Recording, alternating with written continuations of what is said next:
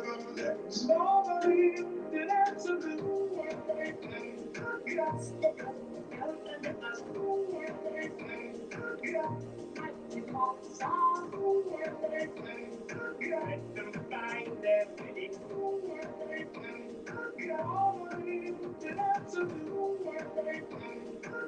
going to let people start filtering in. But in the meantime, really good music from Pogo.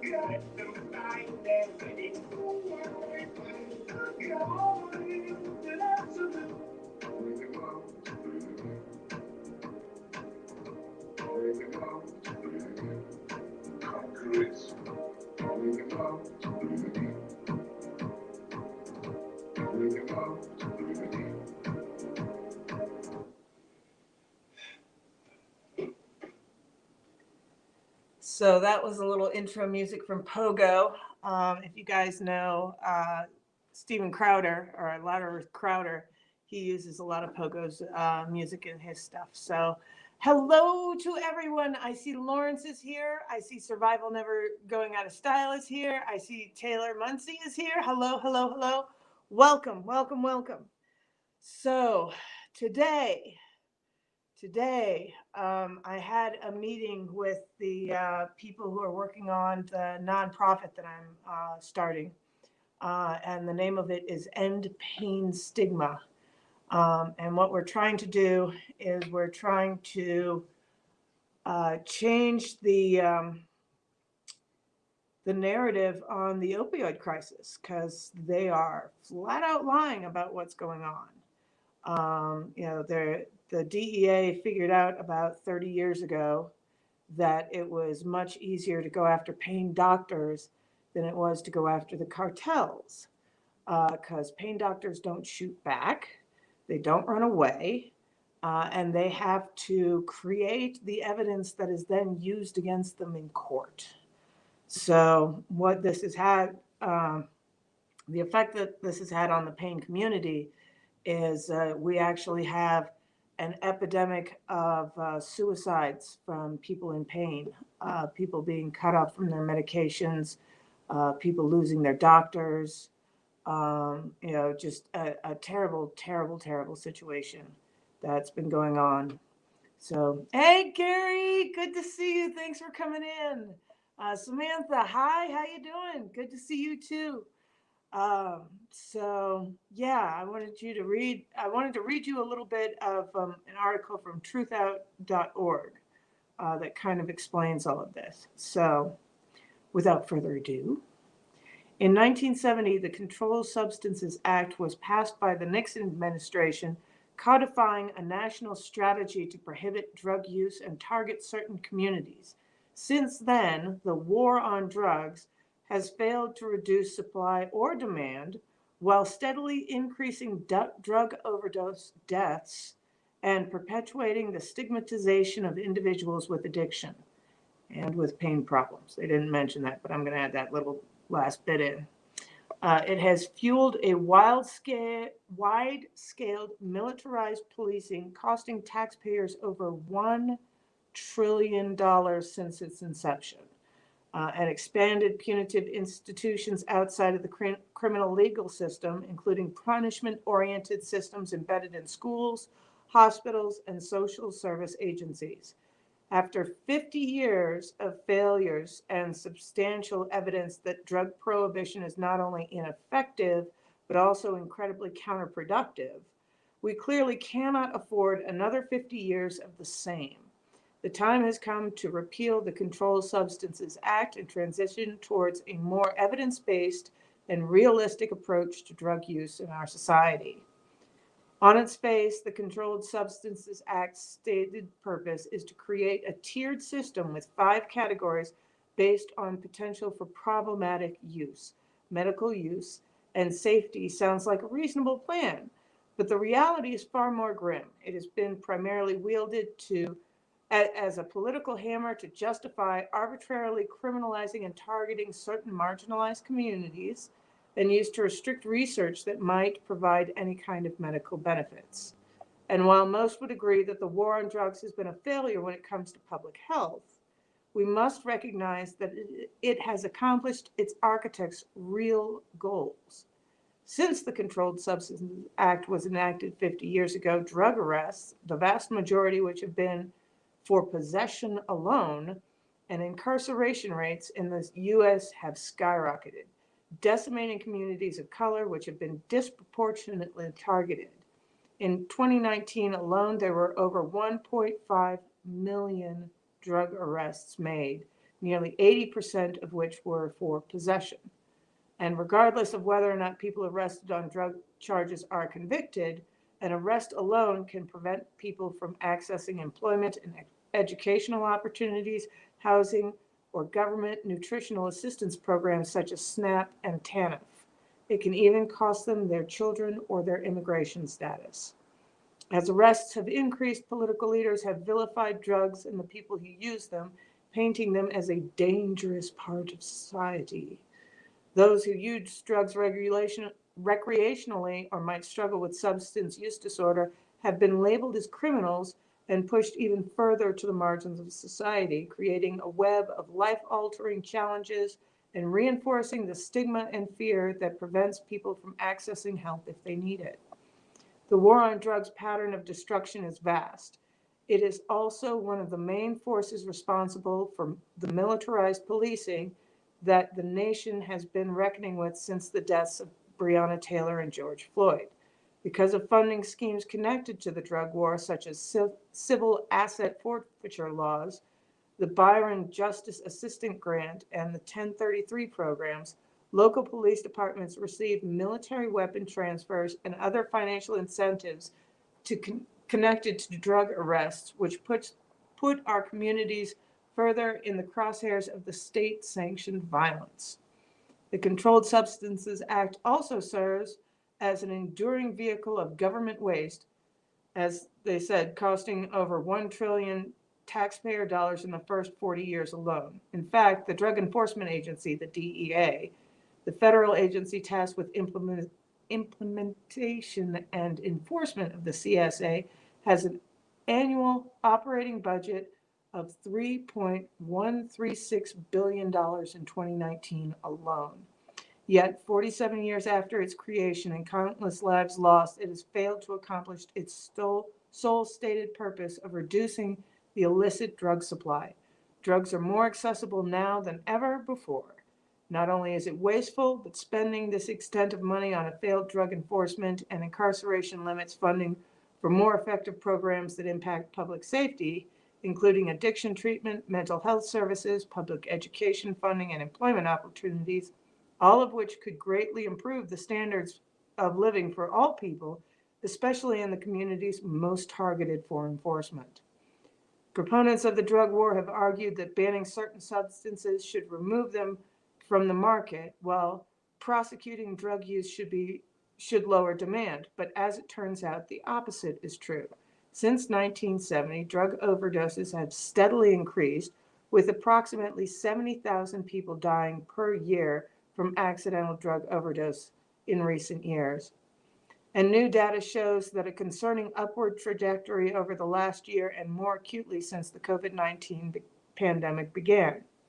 Alternatively, countries such as Portugal and Switzerland that have decriminalized drug use have seen demand and overdose rates decline. Let me say that again.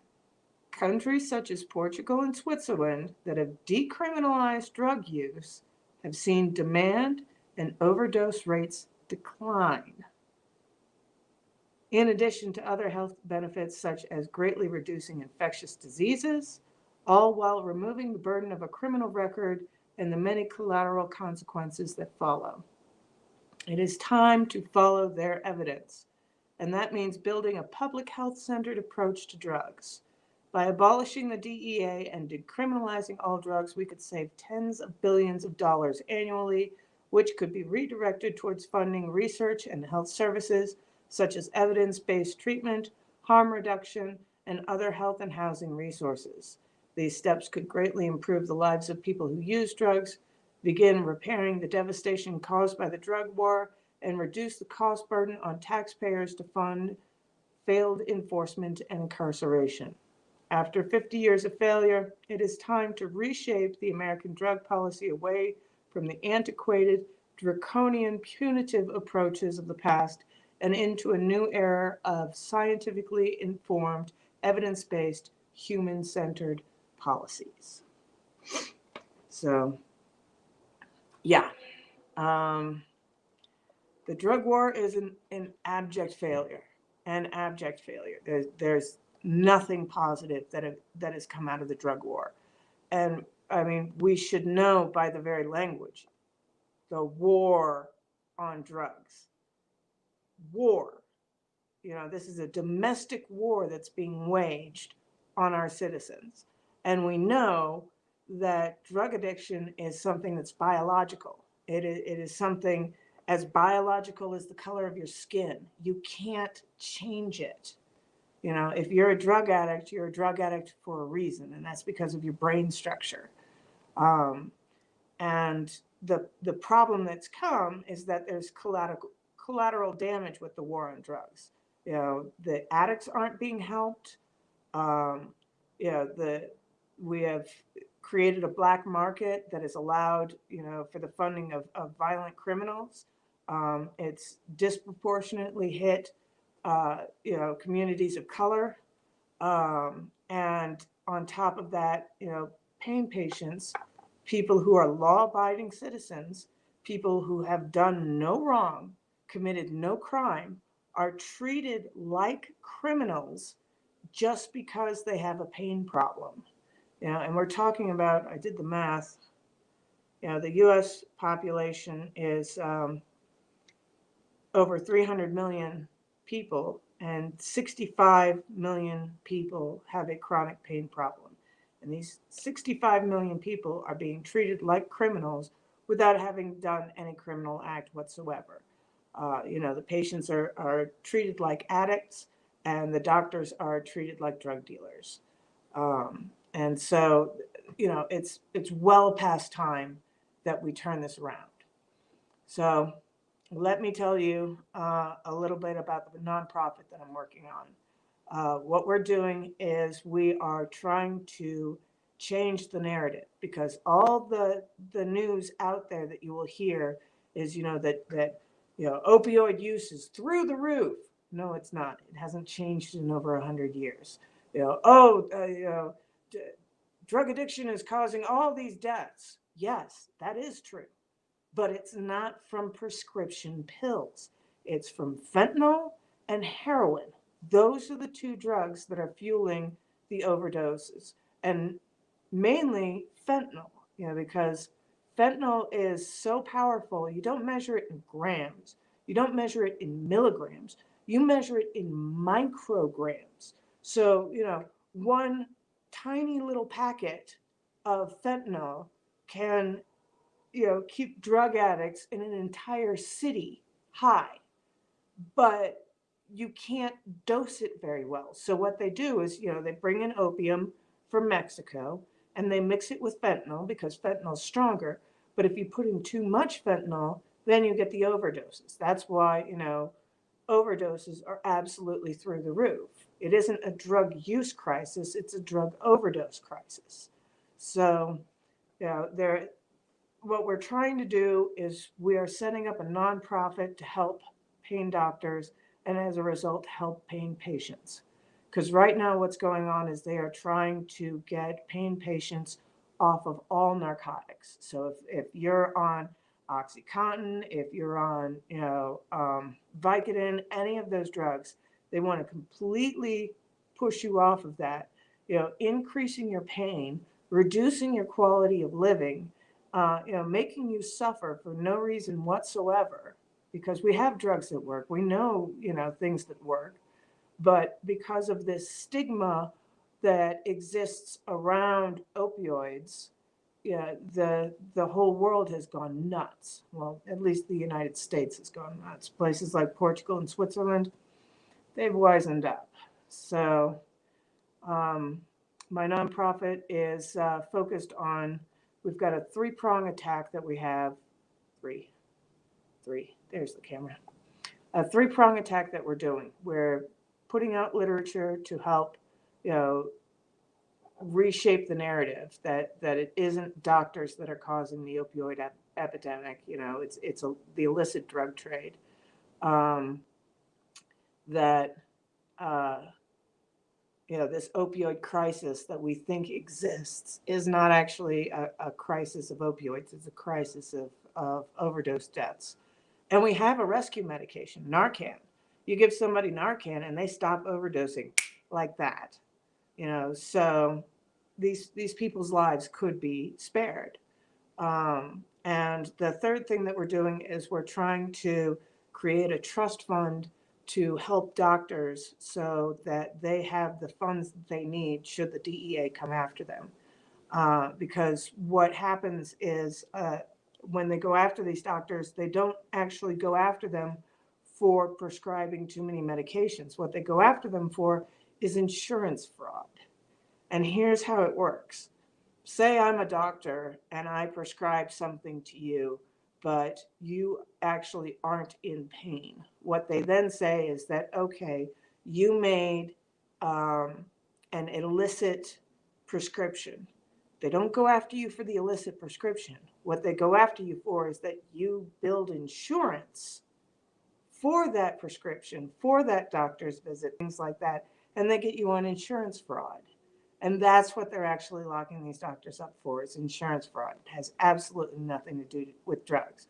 But they've got the formula down pat. And the second you're arrested, what they do is they seize your house, they seize your car, they seize everything in your bank account, and they say, okay, now go and try and find a lawyer that you can afford with no assets left. Because it's, the drug laws. It's not normal laws that these people fall under. So the DEA just comes in like a bully and seizes everything. They tie your hands, they tie your feet, they toss you in the ocean, and they tell you, okay, now swim. So a lot of these doctors just give up. They just give up. And the other thing that the DEA does is that they draw out these cases. They in the Constitution, it says that we are guaranteed a right to a speedy trial.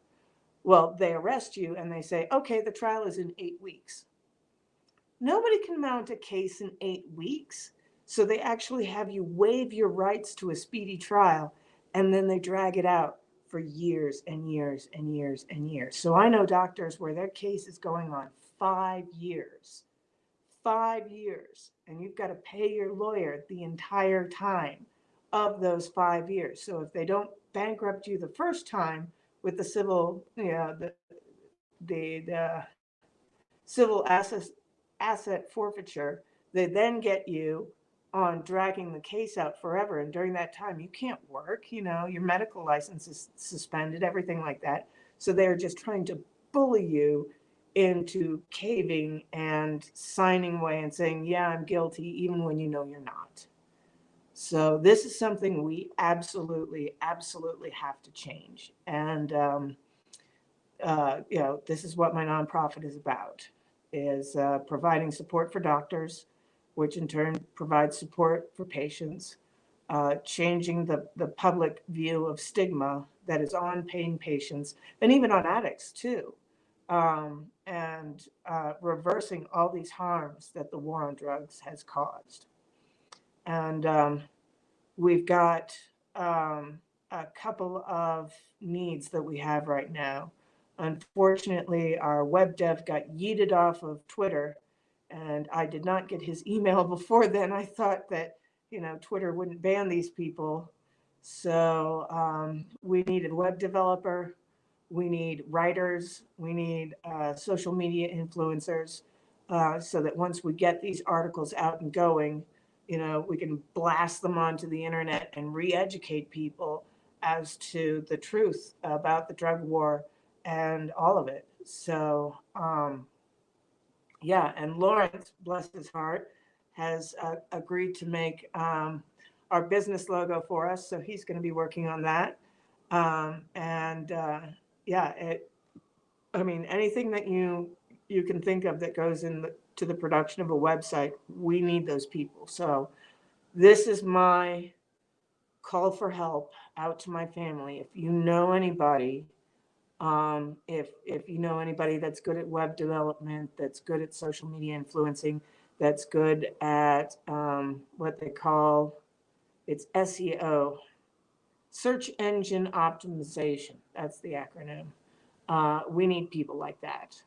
If you know lawyers, hell, even that would help. Anything that you can provide me, I would absolutely adore it and love you forever, because this is a cause that's near and dear to my heart. I am a chronic pain patient, and chronic pain has devastated my life, changed it forever, and there's no way that I can go back. So, yeah, if you guys know anybody that can help, please send them my way. And if you want to DM me, let's see, where am I? Oh my goodness. I don't have it up there. Let me make a quick banner. This is my Twitter, E_Veritas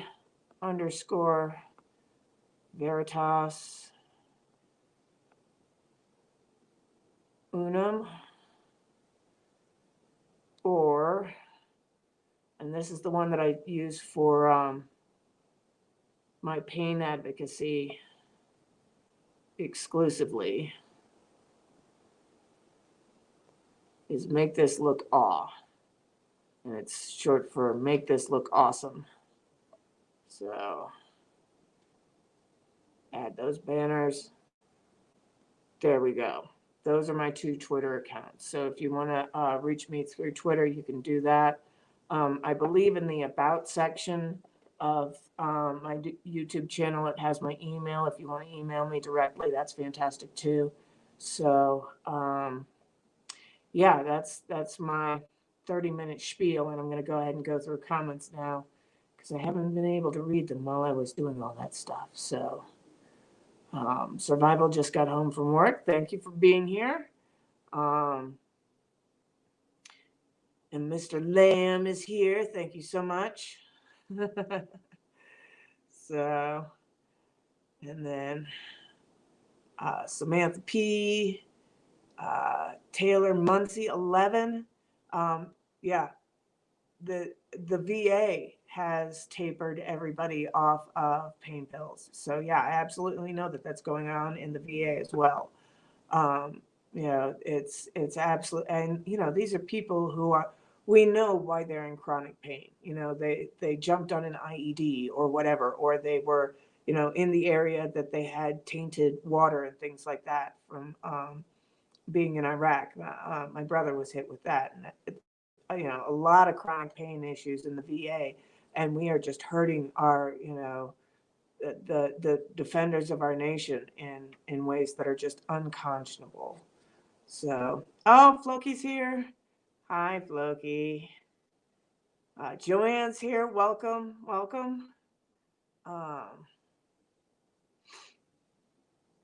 So Survival says, up here they spend taxpayer money on safe injection sites for heroin and meth, and the problem doesn't improve. Yeah, I mean, that's the thing.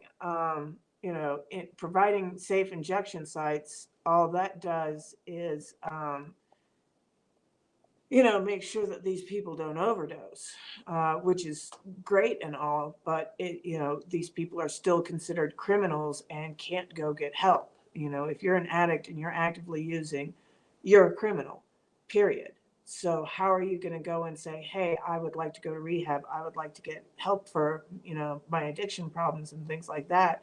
When the second you say that, they might throw you in handcuffs. It's not a fair or humane system at all. Um, so Samantha P says, oh, I do know a lot of people selling their pain pills.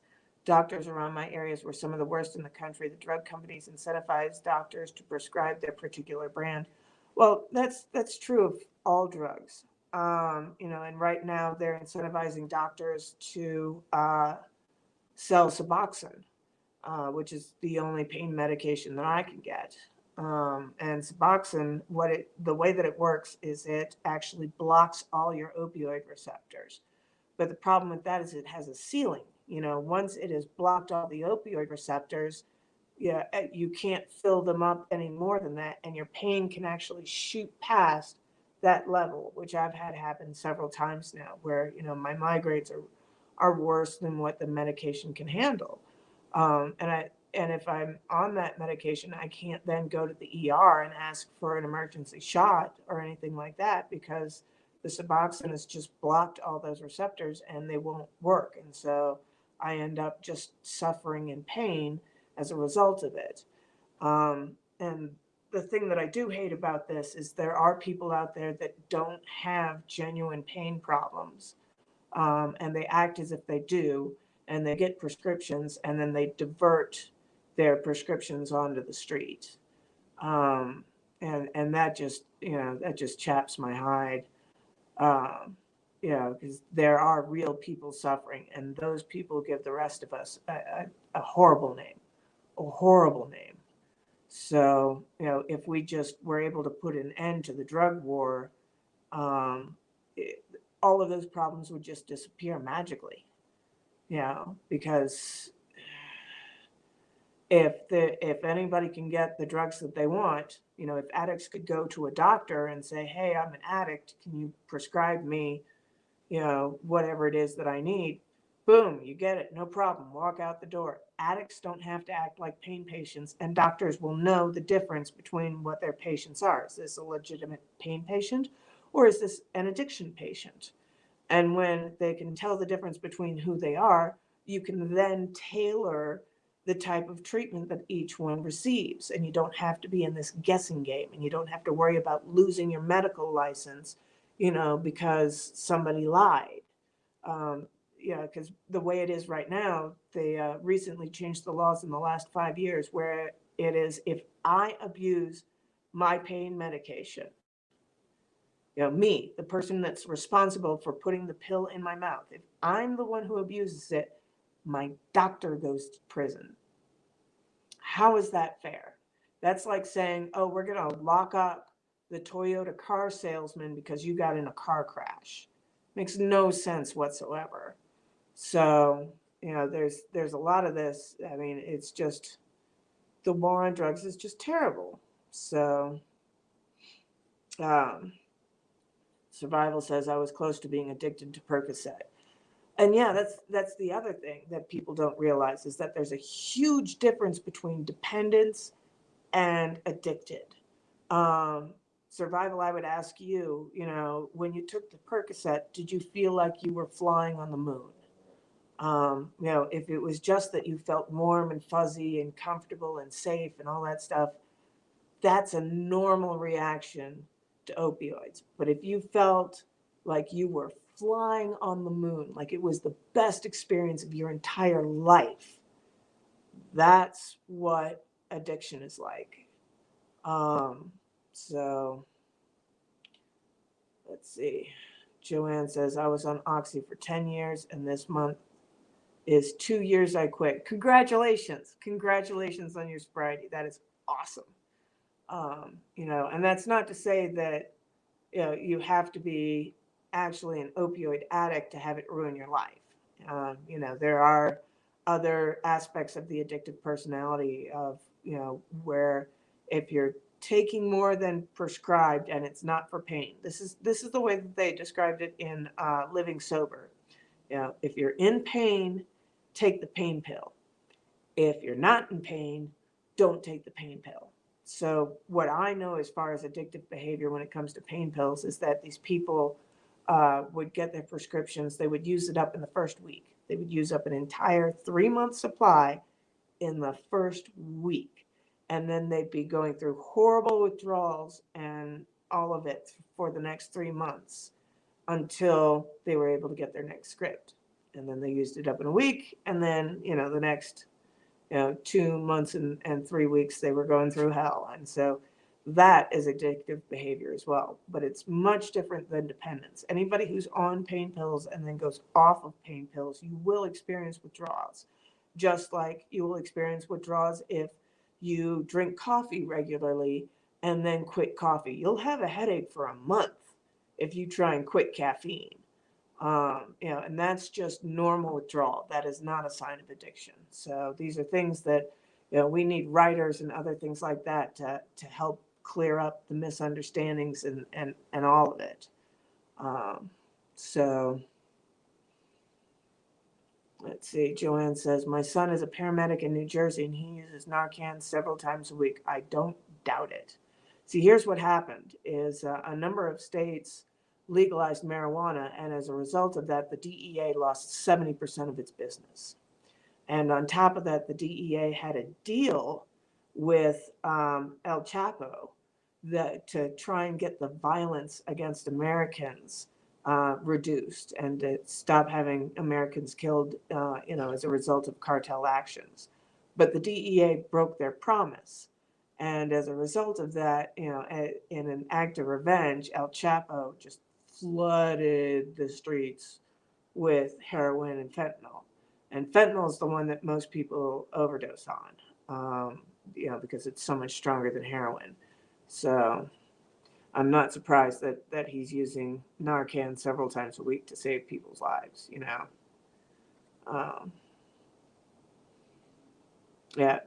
Gary Lamb says this is why the suicide with docs is so high. Absolutely. Yeah, that's the other thing that nobody talks about. We've got suicide, among pain patients, and we have suicides among doctors. And both of those are at epidemic levels, and the media does not talk about it at all because they don't want to bring it up. They don't want to address that this is a problem. And it is a problem. So, people are losing their lives. Families are losing their loved ones. And we need to take a new approach to the war on drugs. So, it jumped. So, Survival says drugs have actually been decriminalized up here in liberal cities for personal use amounts. Yep. In the entire state of Oregon and the city of Seattle. And what happened immediately? A whole bunch of overdoses because they did not prepare their their medical teams for this flood of what was going to happen as a result. So Samantha P says, I just want doctors to be financially incentivized by healthy patients, not what drugs they prescribe. That's a recipe for a catastrophe. Absolutely.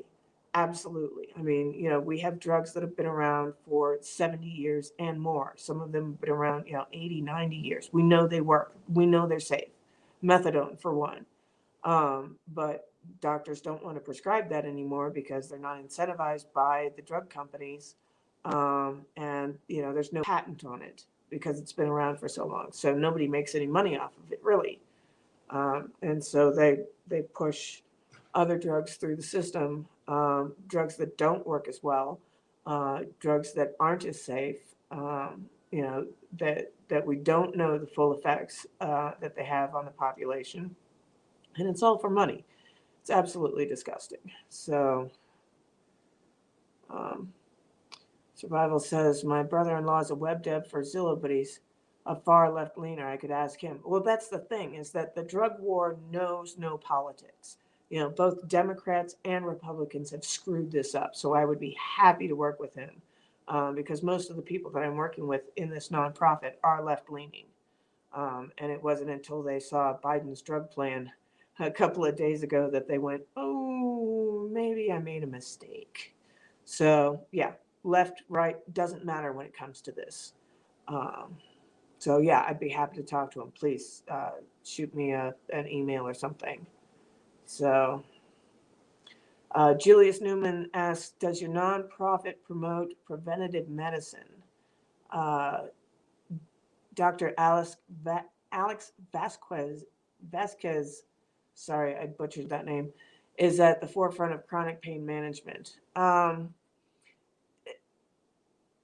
What we're dealing with is, not so much how the treatment goes on between doctors and patients. You know, if preventative medicine works for getting rid of chronic pain, hallelujah.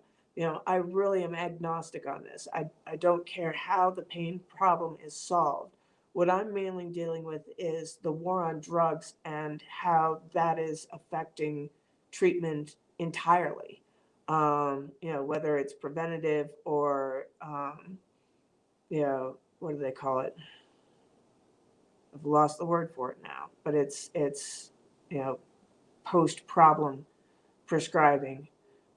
Doesn't matter to me which it is. It's that our doctors are being persecuted because of the Controlled Substances Act, um, and they really shouldn't be. The DEA should not be going after our doctors. They should be going after the cartels and the illicit drug trade and things like that. But it's all gone foobar, as it were. So, um, Survival says, "Oh yeah, it was great stuff. I gotta stay away from perk." Well, then that's you. You know that you have that addictive gene, and that you need to stay the hell away from it. I mean, that was the case with Jamie Lee Curtis. She had never had, any sort of drug problem in her life. She had stayed away from all of that because of the problems that she saw in her family. And then she got into an accident and needed the pain pills. And she said it was like she was flying on the moon. And she knew she had a problem immediately. So, that's what we need to do is we need to allow people to identify themselves as addicts without fear of a criminal record, without fear of being punished by the system, that sort of thing. And as a result of that, they can get the proper treatment that they need to be able to not have these substances F up their life. So, Samantha P says the same thing. Regardless of pain, I can't go there. Exactly. And some people can't. And you are, 0.4% of the population. Those people do exist. But it's 20% of the population has a chronic pain problem, and they should, be able to have their pain treated. You're talking about 200 people out of 1,000 versus 4. And we're spending, over $1 trillion we've spent so far on dealing with 0.4% of the population, and 20% of the population is suffering in the meantime. I mean, those numbers just don't compare. Both, we should be able to do both, and we shouldn't have to spend trillions of dollars doing it. It's just absolutely insane. So, um, Samantha says, yes, I know a lot of people with legitimate pain that would sell them. Wasn't only those who were faking. Well, now that just blows my mind, because when it comes to my pain, no, nobody else is getting their hands on that stuff, because the amount of suffering that I go through without pain management is just absolutely unbearable. It destroys my life. I have trouble getting up off the couch and walking to the bathroom if I don't have pain control, because my feet burn so bad. And I just, it sends me, it separates me from the world entirely. And I'm on a different planet called pain. And that's all there is. I mean, I'm immersed in it. It's like I'm underwater. Everything hurts. And I can't enjoy TV. I can't enjoy anything. I can't enjoy my animals. I can't enjoy a nice day. It just doesn't exist when you're in that level of chronic pain. So, yeah, it's a problem. It's a problem. Um, and so Samantha says, I heard a lot of fentanyl comes from China. Yep, yep. And most of the overdoses I've seen over the last decade are from mixing things like Xanax, alcohol, and opiates. Yeah, that's the other problem is mixing drugs. And, you just get too effed up to know that you're in trouble. Um, and yeah, I mean, the one that I heard that was absolutely horrible is they found a couple dead in their car from an overdose with their kids in the back seat. Their parents are dead in front of them, and these kids were trapped in that car for days.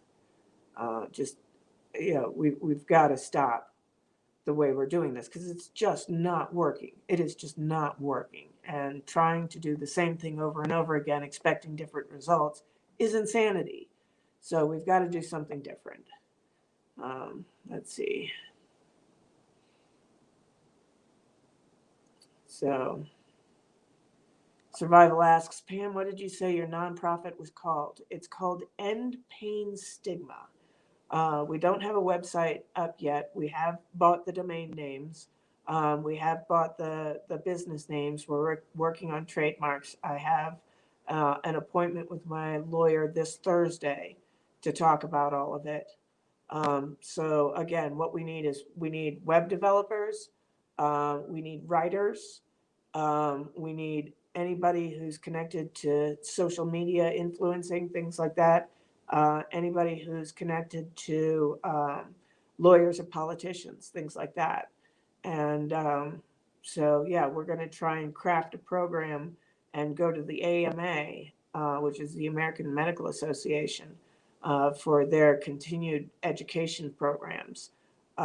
And teach doctors what they need to do to stay on the correct side of the DEA, and then more than that, um, you know, their membership dues to our organization would go into a trust fund that they could then tap into should they ever run into problems with the DEA.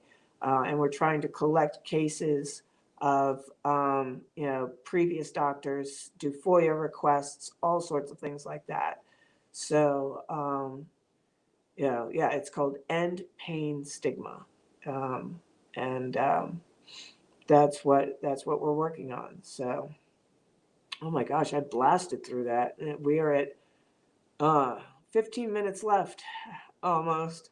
So, uh, please, if you have any questions or comments, put them up, and I will try and address them as best I can. And I thank everyone for being here, dealing with this topic tonight. And hopefully, we can make this world a better place, not just for people who are addicts, but for pain patients, the doctors trying to treat them, the people who get caught on the wrong side. Because there have been plenty of people that the DEA broke into the wrong apartment and killed somebody because they thought they were drug dealers when they weren't. So it is a literal war. People getting killed as a result of this war, and it's a war on substances. You're never going to win. You know that substance exists in the world. What are you going to do? Eradicate it? Yeah, nice try. There are plenty of people out there who are willing to be on the wrong side of the law, um, and to make lots and lots of money. The amount of money that is involved in the drug trade is just mind-boggling.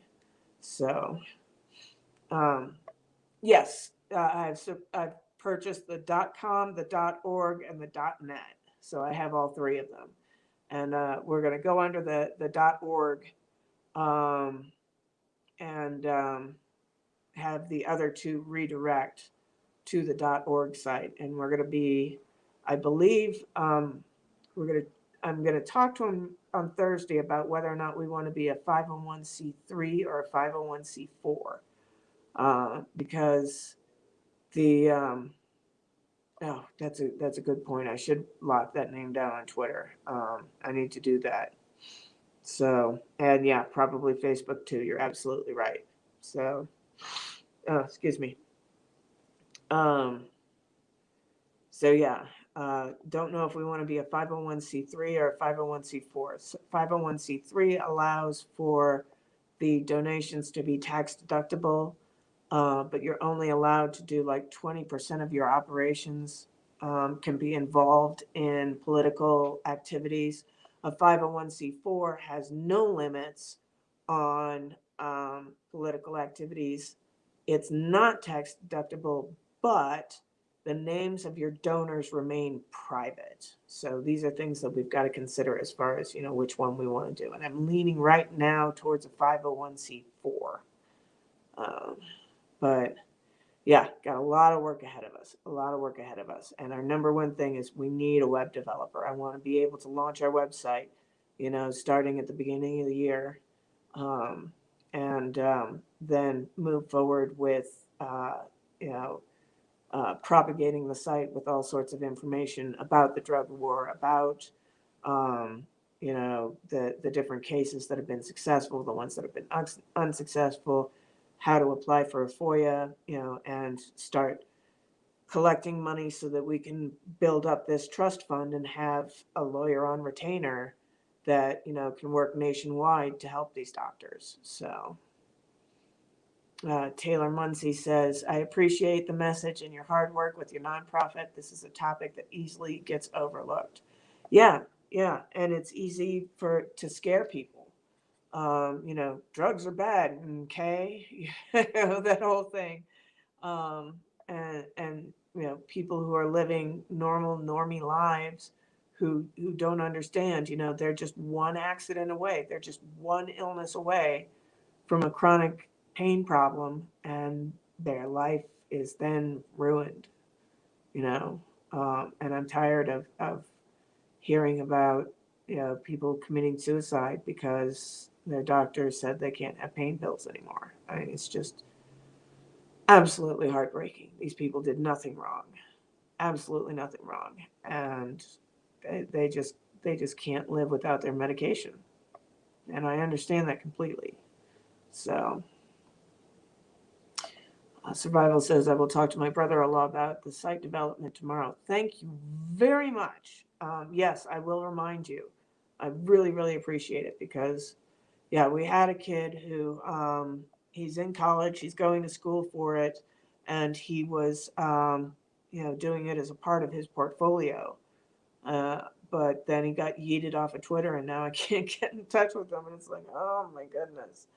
So, and this is a problem in Canada as well, and the UK. It's not just a US problem. This is worldwide. So, I really hope that we can make a difference in the world. So, all right. Oh, excuse me. I need to pollute my lungs a little bit and water my whistle. So, yeah, right now I'm on a 12-hour shift between my buprenorphine and the other medications that I can get dental work on Friday. So I'm hanging on, just barely. I'm hanging on. Oh, this guy's a full-on professional. Fantastic. That's even better news. I would love to be able to get somebody who's professional at this. So, uh, do we have any questions in the last 10 minutes? Um, and again, once again, I thank everybody for being here. I thank you for all your support throughout this, of me, of my Vlogmas kind of stuff. And yeah, I mean, doctors and patients, we've got a couple of doctors right now that are just, I mean, they've been absolutely destitute as a result of being arrested and charged, not with overprescribing or anything like that, but for insurance fraud. So that's how they get you, just like they got Al Capone. And that's the thing. We know that prohibition doesn't work. We learned our lesson in alcohol prohibition that all you do is you create crime. You have people that wanted alcohol. The alcohol use during prohibition shot through the roof. And the same things are going on with drug prohibition. So Joanne says, this was an amazing stream. Thank you. Thank you. Thank you for being here. You know, I would love to say that it's all me, but it's not. We've got a lot of great people who are working together to get this done. And there are a lot of other organizations out there too, like Doctors of Courage is one. The Drug Policy Alliance, we're working with them. We're working with LEAP, which is, they changed their name. They used to be Law Enforcement Against Prohibition, and I think they changed their name to be something that was more palatable to people, and I can't remember what the other name is, but they're LEAP. And they're an absolutely fantastic group as well. So, yeah, I'm very thankful for everybody being here tonight. And I'm glad you're thinking it was an awesome stream. So, oh my goodness. This is so hard. This is so hard because, just the cost on people's lives. Addicts not being able to get the help that they need, their families not being able to get the help that they need, pain patients not being able to get the help they need, their families not being able to get the help they need, and doctors being persecuted, and their lives being destroyed. I mean, the whole thing is just Charlie Foxtrot from soup to nuts. So Samantha says, quick questions. Say, once all drugs are legal and safely regulated, how would you feel about the drug dealers, not the users themselves? Well, if the drugs were legal and safely regulated, there would be no use for drug dealers. That would be a profession that would just disappear. Like, we don't have bootleggers for alcohol anymore. It's a profession that just simply disappeared. And a lot of people get into drug dealing because they have families to support, and it's a lot of money.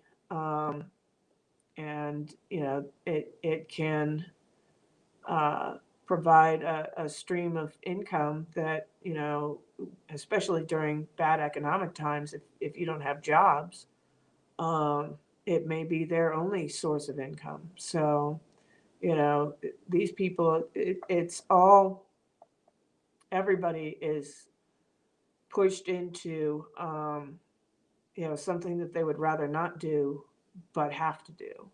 And, I don't want people to have to make decisions like that. Either I deal drugs to support my family or they starve. That's, there's no right answer there. So, but on the other hand, some of them get into it just for the glamour of it. And that part is disturbing. And there's been a lot of deaths, drive-by shootings, cartel killings, things like that, gang violence, and it's just not necessary. We can do better. We can do much better. So Samantha says, yeah, I guess that's true. We don't have much bootleg booze. Yeah. I mean, that just went away.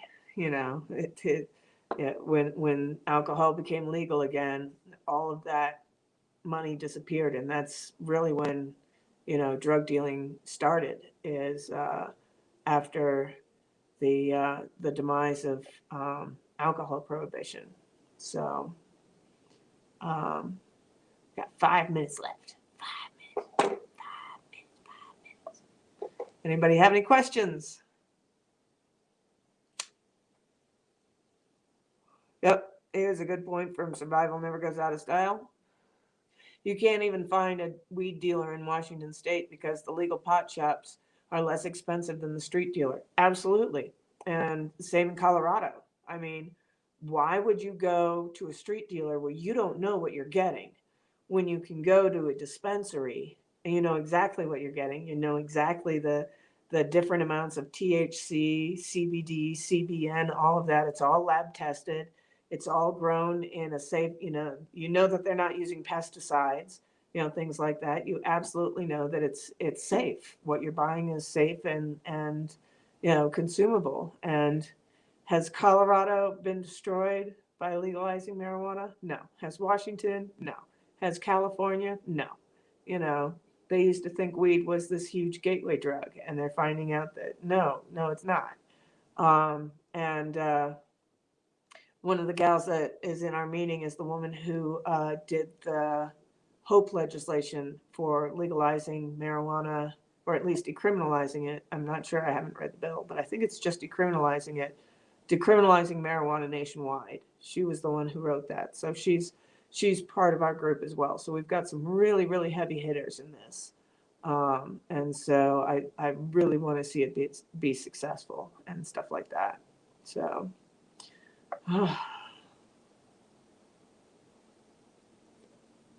this hour flew by. So, yeah.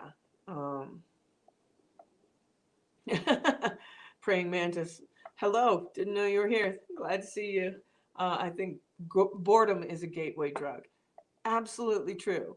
Absolutely true. I mean, we know that, animals get drunk and other things like that. And a lot of it is, it's fun on one hand. And then on the other hand, it's to alleviate boredom. I mean, we are creatures that need to do stuff. We are human doings, not just human beings. And when you take away the doing part and you add boredom on top of that, it creates a lot of stress. And, drugs are a way out of that. So, yeah, boredom, despair, depression, anxiety, all of these things contribute to drug use. So, Samantha P says, I thought possibly undercut the price from out of country origins, assuming most of the street weed out there is homegrown. They need to recoup the investment. Well, that's what it turned into for me, is that it was legal to sell small amounts of marijuana in Colorado if you were a home grower, but it wasn't worth the price of electricity. Just how much electricity you had to use, and your electrical bill. The pot shops can undercut you. So there was no reason to grow it at home unless you were trying to save money for yourself. So hours just be like that. Thank you, Gary. Yeah, they fly by. So yeah, don't worry about being late. Glad you were here. That view count, and leave a comment, because YouTube, apparently comments are the new thing for the algorithm. So when this pops up tomorrow, leave a comment on the video, because that will help promote my channel and hopefully get me more subscribers and get me to that 1,000 mark. I'm over 50 now. I'm gunning for 100, and hopefully make it to that 1,000 mark soon, so that I can make some real changes around here. So, Taylor says, I wish Alabama would open the eyes up to legalized weed. We can't even get a lottery, so weed will be out of the question anytime soon. Unless they legalize it at the federal level, then, what Alabama wants doesn't really matter. So hopefully we'll get that through. So, yeah. Yep. So now we're here. Hop on over to Trey the NBD's live stream. I thank you all for being here. Joanne says Hood's going live at 8/2. So, either stream that you want to do, and 8 o'clock is relative. It's 6 o'clock here for me. So 8 o'clock on the East Coast. But once again, thank you everyone for being here. I really appreciate it. I appreciate all the support. And you guys are very, very precious to me. You're my peeps. Pam's peeps. So hope to see you all tomorrow at the same time. And have a great rest of your night.